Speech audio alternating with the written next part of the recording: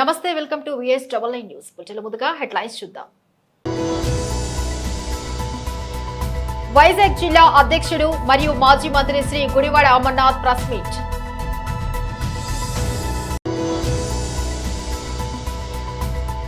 మంత్రి నారాయణ మీడియా సమావేశం.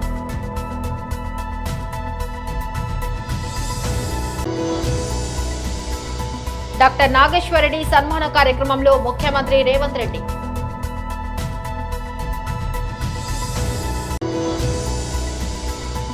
తుమ్కుంటలో ఎంఈఓ వసంతకుమారి గారి పదవి విరమణ కార్యక్రమంలో పాల్గొన్న ఈచెల రాజేందర్.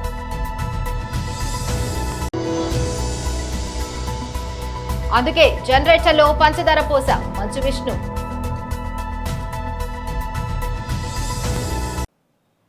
డీటెయిల్ చూస్తే వైజాగ్ జిల్లా అధ్యక్షుడు మరియు మాజీ మంత్రి శ్రీ గుడివాడ అమర్నాథ్ ప్రెస్ మీట్ నిర్వహించారు. నిన్న ప్రభుత్వం పెట్టినటువంటి బడ్జెట్ దాదాపు 3,22,000 కోట్ల రూపాయలతో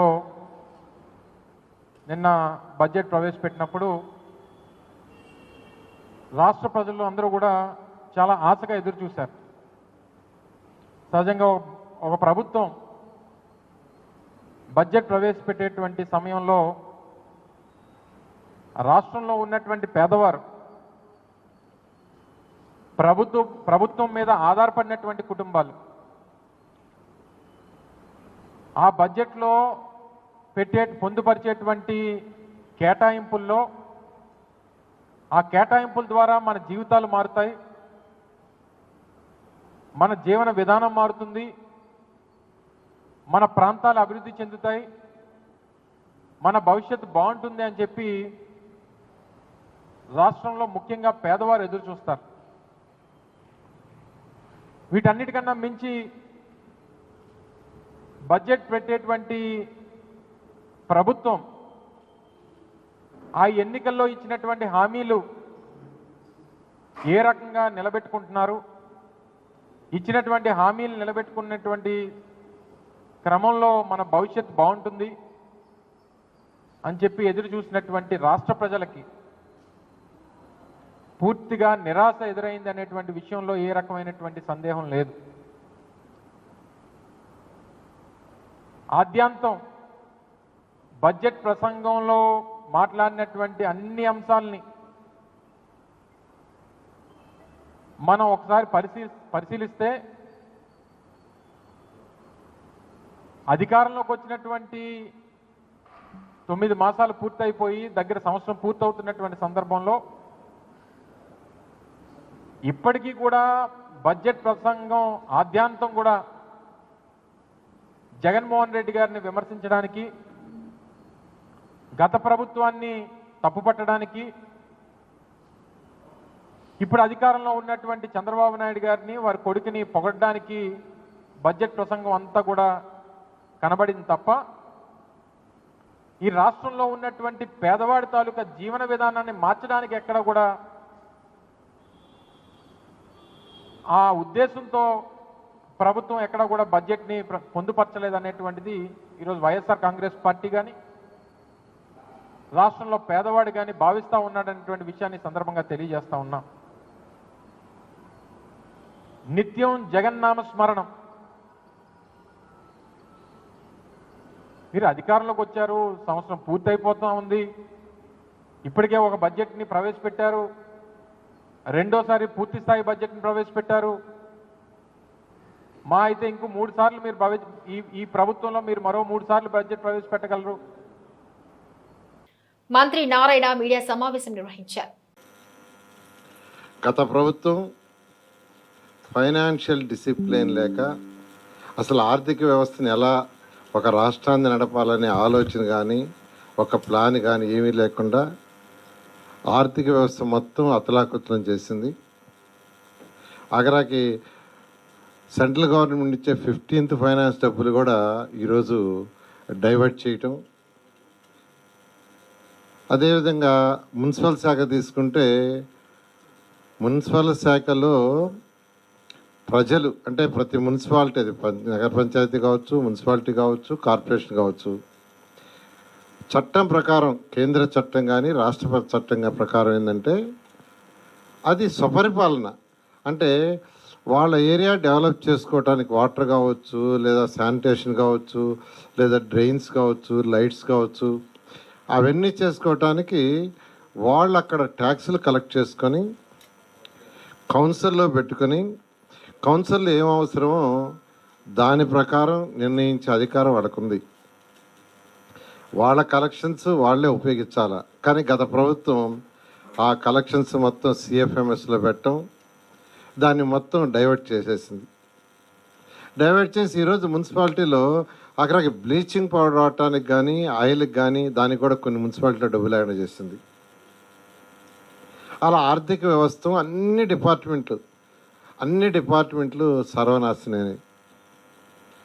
అయితే ఈ ప్రభుత్వం వచ్చిన తర్వాత ముఖ్యమంత్రి గారికి ఉన్న అపార అనుభవంతో ఈరోజు ఒక్కొక్కటిని ముందుకు తీసుకొస్తూ ఆర్థిక వ్యవస్థని గాడిలో పెడుతున్నారు. ఇప్పుడు నా శాఖ తీసుకుంటే మున్సిపల్ శాఖకి ఏప్రిల్ 1 నుంచి రాబోయే ఏప్రిల్ 1 నుంచి ఏ మున్సిపాలిటీకి వచ్చే కలెక్షన్స్ ఆ మున్సిపాలిటీలో వాళ్ళే ఖర్చు పెట్టుకునేటట్టుగా ఈరోజు క్లారిటీగా బడ్జెట్లో కూడా చెప్పడం జరిగింది. ముఖ్యమంత్రి గారికి ప్రత్యేకంగా ఈ విషయం నేను ధన్యవాదాలు తెలియజేస్తున్నాను. ఈరోజు బడ్జెట్ తీసుకుంటే 3,22,359 కోట్లతో బడ్జెట్ పెట్టారు.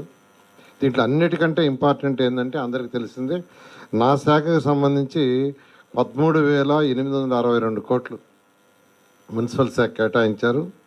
అందులో 6,000 కోట్లు యాక్చువల్గా సిఆర్డీకి అలాట్ చేయడం జరిగింది. అన్నిటికంటే ఇంపార్టెంట్, ఎలక్షన్స్కి ముందు ఏదైతే ప్రజలకి ప్రామిస్ చేశామో వాటిల్లో 2 నెరవేర్చడం జరిగింది. ఎన్టీఆర్ భరోసా పెన్షన్స్ 4,000 చేయటం, దానికి 27,518 కోట్లు ఈరోజు బడ్జెట్లో అలాట్ చేశారు. 27,518 అంటే చిన్న అమౌంట్ కాదు, చాలా పెద్ద అమౌంట్. డాక్టర్ నాగేశ్వరరెడ్డి సన్మాన కార్యక్రమంలో ముఖ్యమంత్రి రేవంత్ రెడ్డి పాల్గొన్నారు. డాక్టర్ విష్ణు గారు ఒక ఆత్మీయ సమ్మేళనం ఏర్పాటు చేసి మన తెలుగు జాతి గౌరవాన్ని నిలబెట్టిన నాగేశ్వరరెడ్డి గారిని సన్మానించడం అనేది ఒక మంచి సాంప్రదాయం. ఈ కార్యక్రమంలో నాతో పాటు Telangana medical and health minister Damodar Rajanarasimha గారు, సహచార మంత్రివర్గ సభ్యులు ఉత్తమ్ కుమార్ రెడ్డి గారు, దుద్దిల్ల శ్రీధర్ బాబు గారు, డాక్టర్ వివేక్ గారు, షబీర్ అలీ గారు, మిగతా మిత్రులు, నాగేశ్వరరెడ్డి గారి ఆత్మీయ బంధువులందరూ కూడా ఈ కార్యక్రమంలో పాల్గొని ఈ కార్యక్రమాన్ని నిండుదనం తీసుకొచ్చినందు అందరినీ మనస్ఫూర్తిగా అభినందిస్తున్నా. ఇంతకుముందు మాట్లాడిన పెద్దలందరూ ఏకగ్రీవంగా ఒక అంశాన్ని ప్రస్తావించడం జరిగింది. పద్మశ్రీ, పద్మభూషణ్, పద్మవిభూషణ్. తెలుగు జాతి నుంచి ఒక డాక్టర్గా అరుదైన అవకాశం నాగేశ్వరరెడ్డి గారికి వచ్చిందని, వారికి భారతరత్న ఇవ్వాలని ఉత్తమ్ కుమార్ రెడ్డి గారు అన్నారు. తప్పకుండా ఉత్తమన్న, మన ప్రభుత్వంలో మీరే బాధ్యత తీసుకొని వారికి భారతరత్న ఇప్పించే బాధ్యత మన ప్రభుత్వంలో మీరే తీసుకున్నారు. అదేవిధంగా తెలంగాణ రాష్ట్ర ప్రభుత్వం దామోదర్ రాజనరసింహ గారు మెడికల్ అండ్ హెల్త్ మినిస్టర్గా, by education is an engineer, by nature is an A social doctor. సమాజంలో ఉన్న రుగ్మతలు, సమాజంలో పేదలకు వైద్యం ఎంత అవసరమో గుర్తించిన వ్యక్తి ఈరోజు మెడికల్ అండ్ హెల్త్ మినిస్టర్గా తెలంగాణ రాష్ట్రంలో ఉన్నారు. తెలంగాణ రాష్ట్ర ప్రభుత్వము ఒక పాలసీ తీసుకురావాలనుకుంటుంది, హెల్త్ టూరిజం పాలసీ. హెల్త్ అనేది మన రాష్ట్రంలో ఉన్న వాళ్లకు వైద్యాన్ని అందించడమే కాదు, ప్రపంచంలోనే ఉన్న వాళ్లకు తెలంగాణ రాష్ట్రం నుంచి, ముఖ్యంగా హైదరాబాద్ నగరం నుంచి అన్ని రకాల వైద్య సహకారం అందించడానికి అవసరమైన పాలసీని తీసుకురావాలని తెలంగాణ రాష్ట్ర ప్రభుత్వం భావిస్తుంది. We are working on it. అదేవిధంగా pharma, we are legends in pharma. నాకు తెలిసి 1/3 of the vaccines, 35% of the bulk drugs produced Telangana state. దేశంలోనే ప్రపంచంలోనే బల్క్ డ్రగ్స్ విషయంలో, వ్యాక్సిన్ విషయంలో తెలంగాణ రాష్ట్రానికి ఉన్న ప్రత్యేకత అందరికీ తెలుసు. కోవిడ్ సందర్భంగా కూడా మనమే అత్యధికంగా ఇక్కడ నుంచి వ్యాక్సిన్ సరఫరా చేయడం జరిగింది. కోవిడ్ సందర్భంగా డాక్టర్ నాగేశ్వర రెడ్డి గారు వైద్యాన్ని అందించడమే కాకుండా అవేర్నెస్ ప్రోగ్రాం కూడా వారు చేయడము, ఏ విధంగా జాగ్రత్తలు పాటించాలి, కోవిడ్ వచ్చిందంటే పానిక్ బటన్ నొక్కాల్సిన అవసరం లేదు, తీసుకోవాల్సిన జాగ్రత్తలు తీసుకుంటే ఎలాంటి ప్రమాదం లేదు అనే అవగాహన కల్పించడంలో కూడా. తుమ్కుంటలో ఎంఈఓ వసంతకుమారి గారి పదవి విరమణ కార్యక్రమంలో ఈటెల రాజేందర్ పాల్గొన్నారు.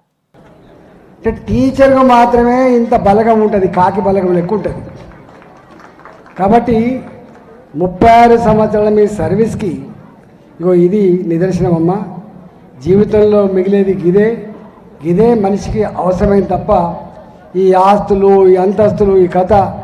చాలామంది రిటైర్ అయితే సంతోషపడతారు, మంచి మాగపోతాడని చెప్పి, కానీ మీరు పోతే బాధపడతారు. నేను ఒక చిన్న ఎగ్జాంపుల్ చెప్తా. వేణివెంక మండలంలో దేశాయపల్లి అనే ఒక ఊరుండే. ఆ హెడ్ మాస్టర్ రిటైర్ అవుతున్నాడు. ఇది 15 సంవత్సరాల క్రితం జరిగిన చరిత్ర. అయితే నేను ఏ టీచర్ రిటైర్ అయినా పోతుండే, ఎందుకంటే ఇంతకుముందు చెప్పిన కాబట్టి మా టీచర్లకు కనీసం ఇప్పుడన్నా ఇంత సన్మానం జరగాలి, జీవితంలో తృప్తి ఉంటుంది, నా రిటైర్మెంట్కు మా ఎమ్మెల్యే గారు వచ్చిందని చెప్పి ఫోటో అలా పెట్టుకుంటానని చెప్పి పోతే అలా ఊర్లో చాలామంది ఏడుస్తారు. స్కూళ్ళు ఆ పక్క పంట ఊళ్ళోనేమో వాళ్ళ ఊరు. అయితే ఆయన పేరు రాజిరెడ్డో లక్ష్మణరెడ్డో పేరు కూడా గుర్తులేదు. ఏడుస్తాను. ఎందుకు ఏడుస్తున్నావు అని చెప్పి అడిగిన నేను. అంటే సార్ మా స్కూల్లో అటెండర్ లేడు, మా హెడ్ మాస్టరే అందరికంటే ముందొచ్చి ఈ తలుపు తీసినోడు, తాళం తీసినోడు, చివరికి ఎవరైనా పిలిచి గంట కొట్టించినోడు ఇవాళ ఆ గొప్ప మనిషి మా స్కూల్ నుంచి రిటైర్మెంట్ అవుతున్నప్పుడే ఏడుస్తున్నాం సార్ అని చెప్పి ఏడ్చాం. అంటే ఇలా మా గవర్నమెంట్ స్కూళ్ళల్లో ఒకనాడు ఎంత గొప్ప కళకళలు ఆడినాయో ఇవాళ ఆ కళ కనుమరుగైపోయింది. నన్ను ఫస్ట్ రిసీవ్ చేసుకోండి ఒక పీటీ మాస్టర్, ఎవరు ఇప్పుడే రిసీవ్ చేసుకోండి. ఎక్కడ పీటీ మాస్టర్లు లేరు, డ్రాయింగ్ మాస్టర్లు లేరు, అన్ని రకాల సబ్జెక్టులు. అప్పుడు ఇప్పుడంటేనేమో 150 మంది స్టూడెంట్స్ ఉన్నారు, 150 మందికి 3 టీచర్లు ఉండాలి, 4 టీచర్లు లెక్కెత్తాను. కానీ ఆనాడు నాన్ డీటెయిల్ టీచర్ వేరే ఉంటుండే, సోషల్ మాస్టర్ వేరే ఉంటుండే, సైన్స్ మాస్టర్ వేరే ఉంటుండే, సైన్స్లో బయాలజికల్ సైన్స్ వేరే ఉంటుండే, ఫిజికల్ సైన్స్ వేరే ఉంటుండే. గిన్ని రకాల టీచర్లతో కలకల్లండిన స్కూలు ఇవాళ వెలవెలపోతున్నది. ఎవరో కారణం కాదు. ఇవాళ వీళ్ళు ఏదైతే మాట్లాడుతున్నారో స్కూళ్ళు ఉండాలి, గవర్నమెంట్ స్కూల్ ఉండాలి అని అయితే మాట్లాడుతున్నారో సక్సెస్ఫుల్గా ఇవన్నీ నిబంధనలు పెట్టి పొమ్మళ్ళక పొగబెట్టి బొండిగా పిసికిందంతా కూడా ప్రభుత్వాలే తప్ప ఎవరు కాదు. నా వ్యక్తిగతమైన అభిప్రాయం అది. మీరు ఒప్పుకుంటారో లేదో నాకు తెలియదు. మారిన పరిస్థితులకు అనుగుణంగా మనం కూడా మార్చుకొని అన్ని రకాల సౌలతులు కనుక చేసి ఉంటే ఇవాళ ఈ స్కూళ్ళకు ఈ దుస్థితి పట్టేది కాదు. నాకు తెలిసి ఇవ్వాలంటేనేమో పెద్దల స్కూళ్ళు లేని. సినీ నటుడు మంచు విష్ణు తన డ్రీమ్ ప్రాజెక్ట్ కన్నప్పను భారీ బడ్జెట్ తో తెరకెక్కిస్తున్న సంగతి తెలిసిందే. ఈ సినిమాలో ప్రభాస్, అక్షయ్ కుమార్ తదితర భారీ తారాగమన నటిస్తుండటంతో ఈ చిత్రంపై భారీ అంచనాలు నెలకొన్నాయి. తాజాగా సోషల్ మీడియాలో తన అభిమానులతో ముచ్చటిస్తూ విష్ణు ఆసక్తికర విషయాలను వెల్లడించారు. ఓ అభిమాని మంచు కుటుంబంలో నెలకొన్న వివాదంపై ప్రశ్నించాడు. మాకు కూడా సమాధానం చెప్పేంత మంచి మనస్సునిది, అలాంటిది ఆ రోజు జనరేటర్లో షుగర్ ఎందుకు పోసావన్నా అని ప్రశ్నించగా, ఇంధనంలో పంచదార కలిపితే మైలేజ్ పెరుగుతుందని వాట్సాప్లో చదివానని విష్ణు సరదాగా సమాధానమిచ్చారు. విద్యానిధికి మహబూబ్ నగర్ జిల్లా పోలీసులు బాసటగా నిలిచారు. శుక్రవారం జిల్లా ఎస్పీ శ్రీమతి డి జానకి సీనియర్ పోలీస్ అధికారులతో కలిసి మహబూబ్ నగర్ ఎమ్మెల్యే ఎన్ఎం శ్రీనివాసరెడ్డి సమక్షంలో జిల్లా కలెక్టర్ విజయేంద్ర బోయ్కి 3 లక్షల రూపాయల చెక్కును అందజేశారు. ఈ సందర్భంగా ఎమ్మెల్యే మాట్లాడుతూ సంకల్పం మంచిదైతే ఒక చిన్న ఆలోచన కూడా మంచి ఫలితాన్నిస్తుందన్నారు. ఈ సంవత్సరం జనవరిలో మహబూబ్ నగర్ విద్యానిధి ఏర్పాటు చేసుకోవడం జరిగిందని, మంచి ప్రయత్నం చేస్తున్నారని, తెలంగాణ రాష్ట్ర వ్యాప్తంగా ఇప్పుడు ప్రశంసలు వస్తున్నాయన్నారు. అంతేకాదు ప్రజలు, ఉద్యోగాలు, ఉపాధ్యాయులు, వ్యాపారవేత్తలు తమ వంతుగా విద్యానిధికి అండగా నిలుస్తూ విరాళాలు అందజేస్తున్నారని, వారందరికీ ధన్యవాదాలు తెలియజేస్తున్నారని చెప్పారు. రానున్న 4 సంవత్సరాల్లో 10 కోట్ల రూపాయల విద్యానిధి కోసం నిధులను సేకరించాలని లక్ష్యం పెట్టుకున్నట్లు ఆయన చెప్పారు. ఈ విద్యానిధికి వచ్చే ప్రతి పైసా ప్రభుత్వ పాఠశాలలో చదివే విద్యార్థుల కోసం ఖర్చు చేస్తామని ఆయన స్పష్టం చేశారు. ప్రభుత్వ పాఠశాలలో ఆల్రౌండ్ డెవలప్మెంట్ చేస్తామని ఆయన స్పష్టం చేశారు. మొత్తం విద్యా వ్యవస్థను సరైన దిశలో పెట్టడం కోసం మనవంతు కర్తవ్యంగా మహబూబ్ నగర్ పట్టణం మరియు నియోజకవర్గంలో విద్యానిధి ద్వారా కార్యక్రమాలు ఏర్పాటు చేసుకుంటామని చెప్పి ప్రకటన జరిగింది. ఆ ప్రకటించిన తర్వాత ఎంతోమంది ముందుకు వచ్చి మంచి ప్రయత్నం మీరు చేస్తూ ఉన్నారు, మీకు అండగా ఉంటామని చెప్పి చాలామంది ఆ విద్యానిధికి తమ వంతు సహాయ సహకారాలు అందిస్తూ ఉన్నారు. టీచర్లు అందిస్తూ ఉన్నారు, ప్రభుత్వ ఉద్యోగులు అందిస్తూ ఉన్నారు, పారిశ్రామికవేత్తలు అందిస్తూ ఉన్నారు. ఇట్లా అనేక రకాలుగా ఆ విద్యానిధిని బలోపేతం చేసే ప్రయత్నం చేస్తూ ఉన్నారు.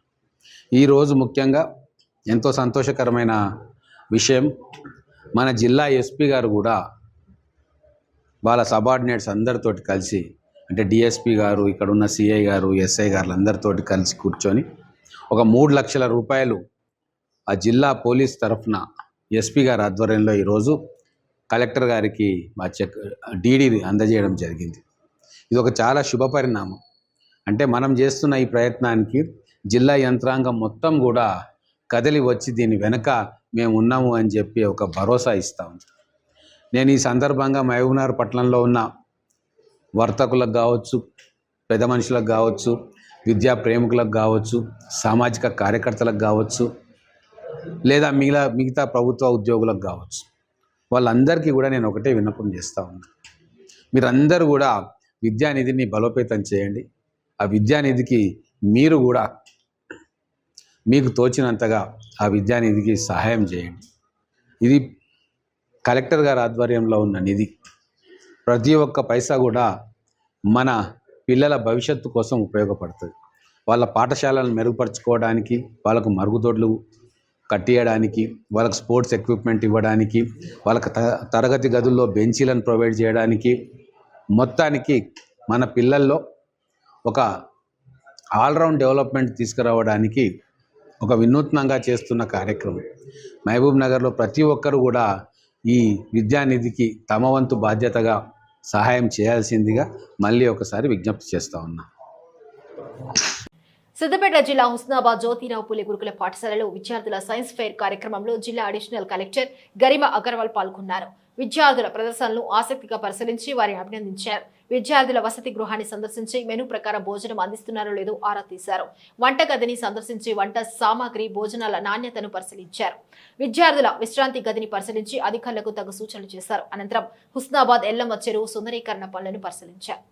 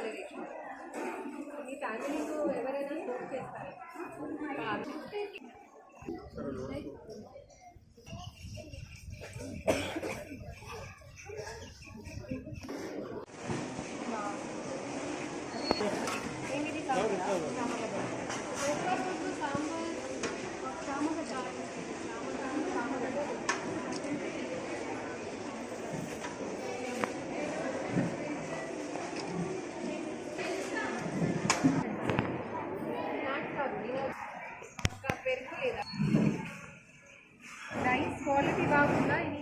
టీచర్స్ ఎంతమంది ఉన్నారు కదా, మేము చాలా మంది కర్రీలు తీసుకోవట్లేదు, ఓన్లీ పప్పు అన్నం మాత్రమే తింటున్నాం. కర్రీ కూడా తినండి.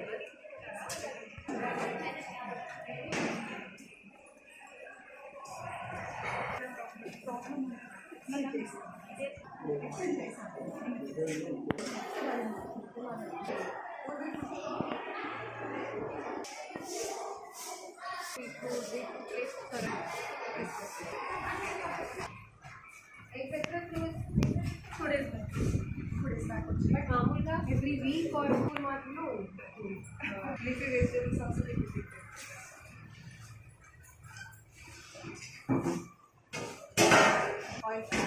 ఆయిల్ ప్యాకెట్స్ అక్కడ ఇట్లా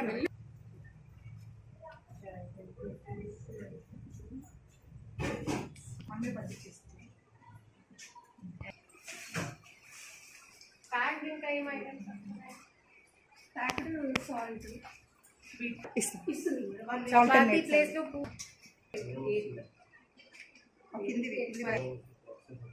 ఇది లాస్ట్ మంత్ వచ్చింది అవి ఇవ్వలేదు ఇవే ఆశీర్వాదం వాళ్ళు ఓకే వాయిస్ ఎక్కువ కదా మన ఇంట్లో మనం అట్లా గ్రీన్ గ్రీన్ గ్రీన్ అనేసి అది బాగుంటుంది చిన్నగా ఉందని చెప్పండి మ్యాట్రిక్స్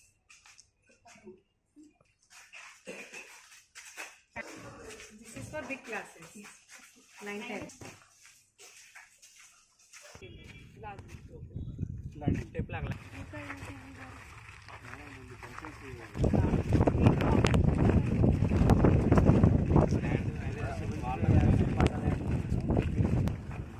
అంతర్జాతీయ మహిళా దినోత్సవం విజయవంతం చేయాలి గోడ పత్రిక ఆవిష్కరణ మహబూబాద్ జిల్లా గంగారం మండల కేంద్రంలో ఆదివాసీ హక్కుల పోరాట సమితి తుడుంతెంపు అత్యవసర సమావేశం ఏర్పాటు చేయడం జరిగింది.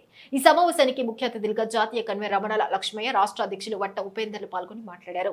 మహబూబాద్ జిల్లా అధ్యక్షులు సువర్ణపాక వెంకటరత్నం అధ్యక్షతన ఏర్పాటు చేసిన ఈ సమావేశంలో వారు మాట్లాడుతూ ఎస్టీలలో లంబాడీలను కలపడం వల్ల ఆదివాసులకు తీరని అన్యాయం జరుగుతోందని, ఆదివాసులకు చెందాల్సిన లబ్ధి చెందడం లేదని, రాజకీయంగా ఆర్థికంగా ఉద్యోగ ఉపాధి పరంగా ఆదివాసులు పూర్తిగా నష్టపోవడం జరుగుతుందని అన్నారు. అందుకే ఎస్టీలలో వర్గీకరణ చేస్తే ఆదివాసులకు సమగ్ర న్యాయం జరుగుతుంది వారన్నారు.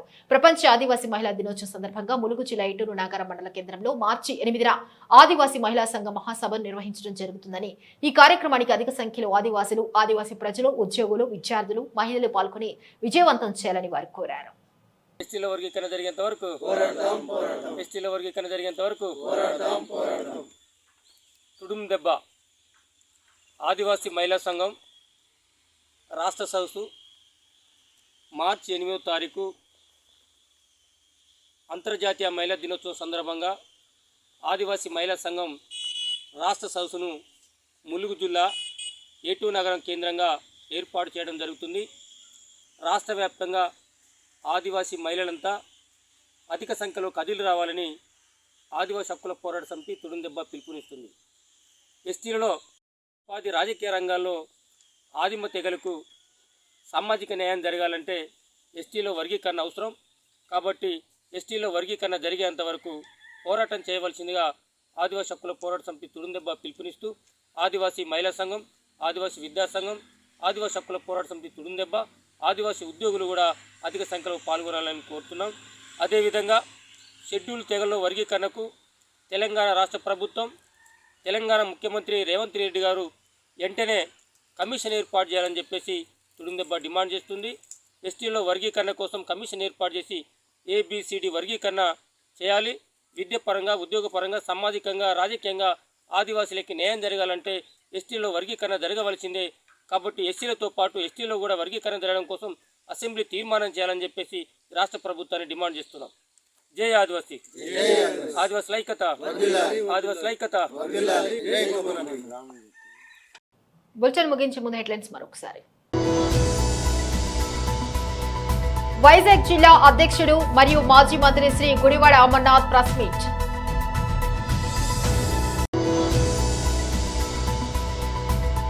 మంత్రి నారాయణ మీడియా సమావేశం.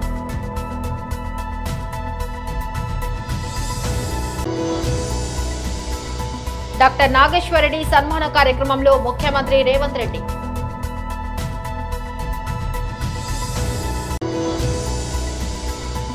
తుంకుంటలో ఎంఈఓ వసంతకుమారి గారి పదవి విరమణ కార్యక్రమంలో పాల్గొన్న ఈచెల రాజేందర్.